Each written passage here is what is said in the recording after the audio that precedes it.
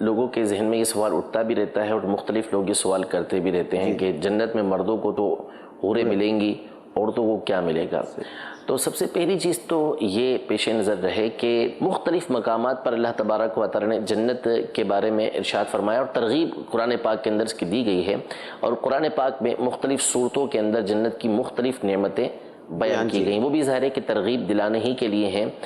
جنت کے اندر اللہ تبارک و تعالی نے مختلف قسم کی بہت ساری ایسی نعمتیں بنائی ہیں کہ فَلَا تَعْلَمُ نَفْسٌ مَّا أُخْفِيَ لَهُم مِّن قُرَّةِ أَعْيُنٍ، کہ کوئی جان نہیں جانتی کہ کیا اس کی آنکھوں کی ٹھنڈک جو ہے وہ تیار کی گئی ہے۔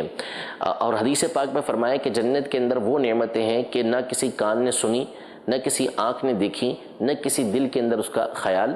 گزرا۔ پھر وہاں پر مختلف باغات، کھانے پینے کی چیزیں، یہ چیزیں اللہ تبارک و تعالی نے ذکر فرمائی، اور اس کے علاوہ پتہ نہیں کیا کیا نعمتیں وہاں پر ہوں گی۔ تو یہ ساری نعمتیں مردوں کو بھی ملیں گی، عورتوں کو بھی ملیں گی، یہ نعمتیں اللہ تبارک و تعالی نے ذکر فرمائی ہیں۔ اب اس میں ایک نعمت بہت بڑی جو اللہ تبارک و تعالی عطا فرمائے گا وہ حور کی نعمت عطا فرمائے گا، اور جنت کی جو سب سے بڑی نعمت ہوگی وہ اللہ تبارک و تعالی کا دیدار ہوگا،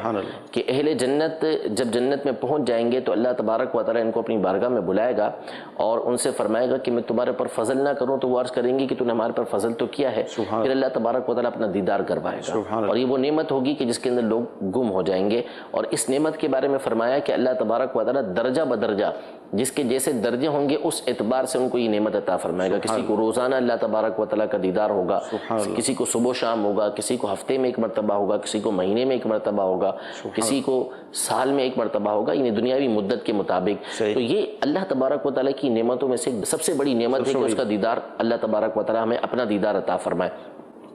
پھر جنت کے اندر ایک نعمت یہ کہ نبی کریم صلی اللہ تعالیٰ علیہ وآلہ وسلم کی زیارت کا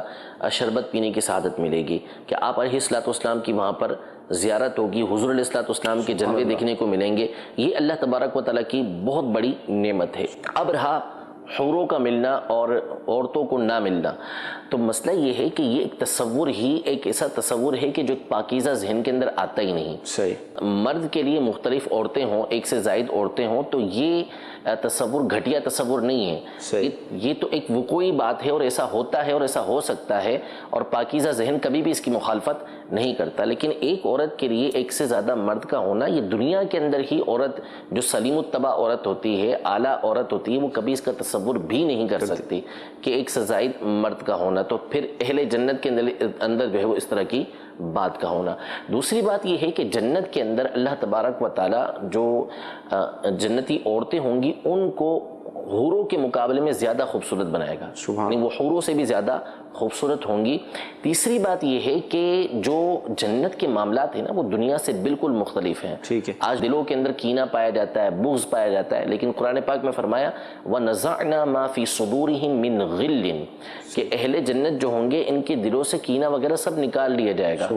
وہاں پر ایسی، یعنی جیسے دنیا میں بہت سی عورتوں کی سوچ ہوتی ہے تو وہاں پر ایسی سوچ ہی نہیں ہوگی، تو اس لیے جنت کے معاملات کو دنیا کے معاملات پر ہرگز قیاس نہیں کرنا چاہیے۔ تو اہل جنت کو چاہے وہ مرد ہوں چاہے عورتیں ہوں، ان کو وہاں پر بہت ساری نعمتیں عطا ہوں گی جو اللہ تبارک و تعالیٰ عطا فرمائے گا۔ اب حوروں کا معاملہ چونکہ مرد کے ساتھ خاص ہے تو وہ صرف مرد کو عطا کی جائیں گی، عورتوں کو